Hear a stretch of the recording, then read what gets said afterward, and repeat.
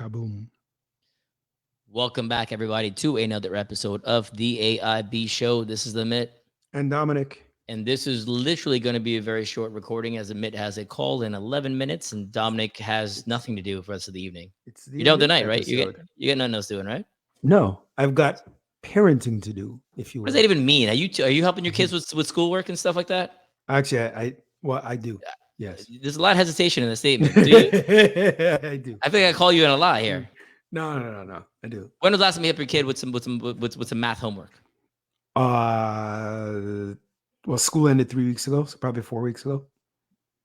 Like, did you Google some stuff, or you knew how to do the math? Because I heard they got this new math. No, I have to Google some things because I've always been that for math. I've always been the person that's either in my head or I just do it as long as you get the answer. I've never been not a show your work kind of person. What's up? Not a show your work kind of person. Definitely not a show your work kind of person or follow the methodology. Yeah. So I battle my daughter sometimes because she's like, no, we have to do it like this. And I'm like, I don't understand what that is. That's gibberish. You got to show your work. I can get the answer a different way. Just do it this. And she says, oh yeah, that makes sense. But this teacher says we have to do it this way. And I said, this is a life lesson. As long as you get it done and efficient, this is the smarter and better way to do it. Don't follow this foolishness. Except when she gets a grade back, and the grade is not the A she should have gotten because her dad is an idiot and told her not to listen to the people. Yeah, so I'm going to go on a limb and say, don't do exactly what Dominic just did. So your parenting's apparently flawed. She's probably better that you're not teaching her right now. I mean, shit, I still can't believe I'm a father. Oh, 12 years in. It's almost 13 years in. Your daughter's 12? Almost 13. For real? Yeah. Oh, so here's the weird thing. So we saw each other. I was with my daughter last week in Miami. Stopped by and saw Puff. So I didn't tell you this. We went to Tacolicious. No, after that, Sugar, the rooftop. First of all, technology. We're at a restaurant ordering food and trying to see if we can swap it out because Google said the meat was goat and she didn't want goat. She wanted cow. That you have to order on the tablet, but it doesn't allow you to do those things. You have to call the waiter. Very frustrating. Oh yeah, it is. Yeah, it's a tablet ordering. I saw there was a rooftop bar, Sugar, above the hotel, whatever hotel is there by Brickell City Center. Not Rosa Sky? No, Sugar. No, it's across the way. Okay, all right. Yeah. So we go there. I get up to the top, and I say, "Hey, let's go look. It's almost nighttime. Let's look at the rooftop." The guy says, "ID, please." So I start pulling out the ID, and I go, "Whoa, hold on."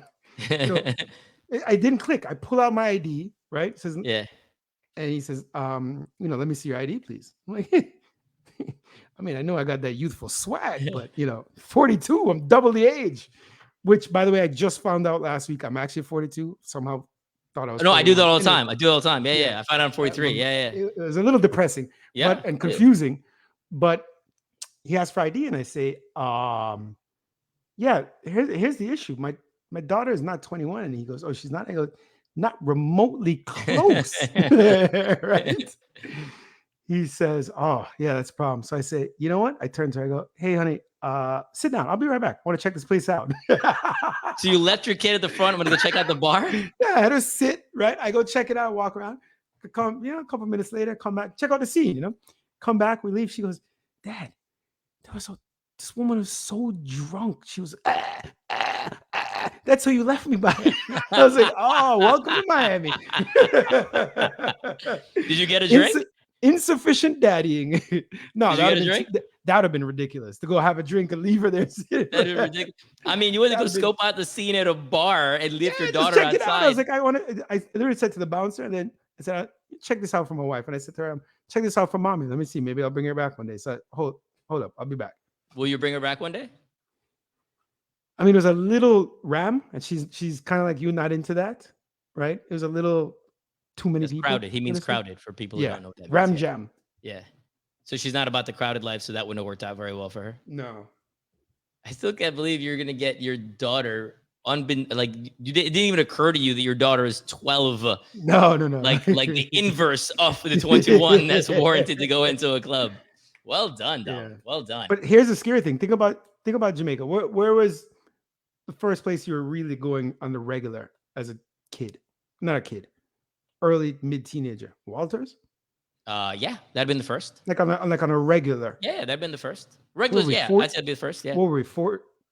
You were probably 15. I was 14 or 13, Yeah, 14, I 15. don't think we had. Yeah, we And couldn't Ville drive came yet. pretty soon after that. Ville was like 16. And then Pier 1 before Ville, Yeah. but then Yeah. I mean, so that's when we were ordering drinks. Nah, I wasn't. Remember, I didn't drink till I Oh, was you like didn't drink? 19 or Yeah. 20. Okay. No, Okay. 20 when I started drinking. Okay.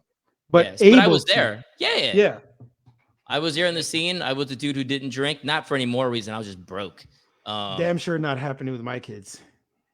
Meaning I'm not letting they're them not out going to drinking drink. at that age. At that age, no. Your kids I had the your kids long go to talk with my camp. daughter, trying to explain to her about we're talking about vaping. She's noticing all these people vaping, and I was like, how bad it is. I go, it's actually worse than cigarettes. Then she's talking about drugs. It's like, Daddy, did you know mommy once smoked marijuana?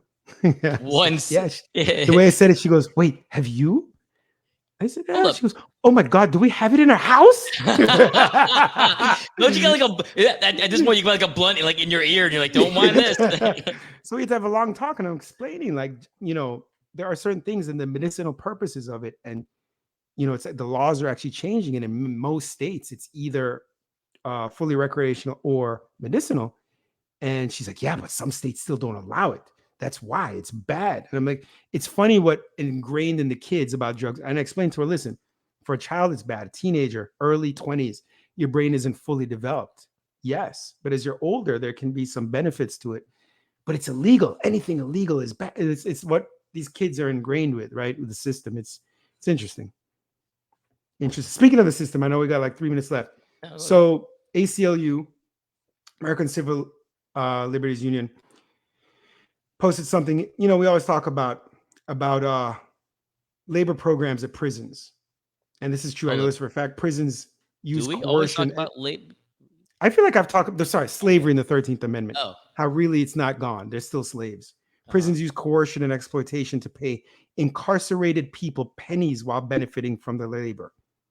Worse, the Constitution technically still permits the vestige of slavery, right? Because the 13th Amendment bans slavery except as a punishment for crime. Correct. Many states use this clause in prison to exploit, underpay, and exclude incarcerated people from workplace safety protection laws under the guise of imprisonment. This encouraged the imprisonment and re-enslavement of Black people during the Jim Crow era. So it's not like once slavery ended, like we're going to celebrate Juneteenth. I'm not celebrating Juneteenth this weekend because that didn't change much shit over the years. We just changed the laws to re-imprison and force with loitery laws, sundown laws to get Black people back, officially not slaves, but in prison. And what it's done to the Black and brown communities, it's wild. So, and another thing, I know I'm rambling. My daughter this weekend, she noticed the difference between the glitz and glamour of the high rises and elsewhere in Miami, like Overtown, and as we're driving around.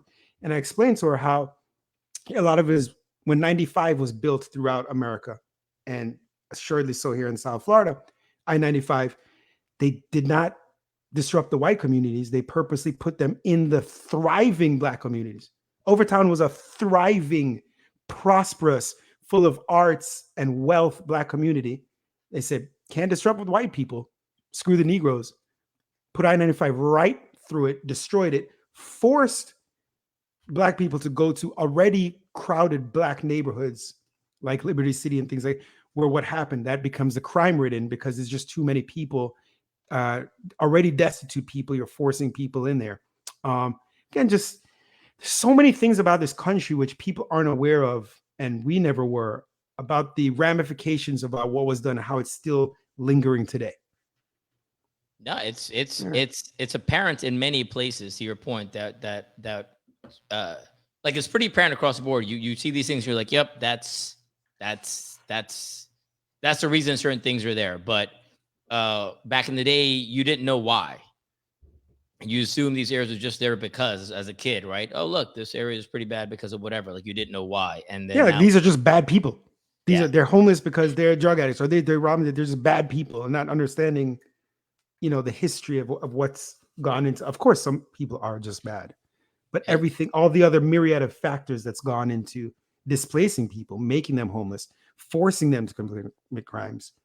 We incarcerate people, and again, naturally, we don't want to hire felons. But with a system that's making people felons, it's hard. Yeah, that's part of the issue. On the other side too, like you heard, you know about this live golf thing, right? And I don't care about golf. Yes. You know what I'm talking Yeah, about, the right? Saudi money. Yeah, right. How crazy is that? So for people who don't know, there's a new golf tournament called Live LIV. It's a new golf league, I guess, not a tournament, right? And it's completely backed by Saudi money. There's like a Saudi reserve, and it's some exponential amount of, excuse me, billions. With the Yeah, B. they offered Tiger Woods $1 billion. They Yeah. offered They're just the other guy. doling Yeah. out cash, right? So the idea is I'm going to just pay people to come play in my league over the PGA, and then this is how I'm going to get viewers. Now, how you get an ROI in this dynamic, I have no idea, but it doesn't really matter. Seems impossible. Yeah, I don't know how you're going to get that ROI, but it's the game. So now it's funny because now people are becoming now Justice people, warriors. yeah, where they're like, oh my god, how are you taking the money from the Saudis? It's the Saudis. They're part as opposed to everything we do and buy, the clothes you wear, the clothes I wear, everything going on in America, around the world. We do all the work with the Saudis all day long. Yeah. Right. We do all kinds of stuff with the Saudis all day long. Right. We buy and sell stuff with the Saudis all day long. Right. So case in point, to make very, very simple point, and I'll leave it on this note, when we're talking about Russia, right? So Russia, Ukraine, one of the things was we'll sanction Russia. Russia is going to then by default not have access to certain capital, et cetera, et cetera, et cetera. And they'll go into a negative spiral financially, economically, as a country. And then that'll force them to rethink their dynamic. Obviously, it doesn't happen because one of the things Russia does is export oil. And this oil, so they go, all right, Europe goes, we're not going to take oil from Russia. Right, we're not going to do it right now. It'll come into effect over time. It hasn't happened yet, and this way Russia will stop. It'll reduce Russia's financial influence. And then the U.S. said we're not going to take any Russian oil. The U.S. took a very, very nominal amount. So countered, no, it didn't matter at all. But now there's other countries, from what I'm understanding, countries like India and China, who will take Russian oil and they'll just resell it to whomever else. And it's the same dynamic applies. And I'm like, this is amazingly ridiculous because now you're showboating, saying I'm not buying from Russia, but I'm going to buy from the Chinese dude who bought from Russia. I'm going to pay a premium for the Chinese dude and call it a day. That's literally what's happening, which is ridiculous. But this is the game, right? But on the face of it, I didn't buy any Russian oil. Yeah, of course. 30 seconds, real quick. We just approved more billions of funding to Ukraine. F this. It's the dumbest crap ever, and I'm sick of it. No more money. How about fix things here? Okay. Healthcare for people, funding, housing, education. There's actually another one. Hold up. Forget Ukraine. Oh my God. I lost it. I was looking at it earlier today. We just greenlit, I forgot how many hundreds of millions of dollars towards our military, towards our the largest military budget in the world. Yes. No, but we just greenlit some more dollars to it. And the thing was, well, we don't have any money to feed the kids, by the way. Right. We got no money for that. And I'm not talking like a nominal amount, like significant millions. It's staggering how many kids are actually living in poverty and can't afford 3 meals a day here in America. Like, we don't realize this. Where is this number? We realize it is a game. All right, crap. I'm getting called into a meeting. Gotta go. It's been real. All right, go. Be better. Just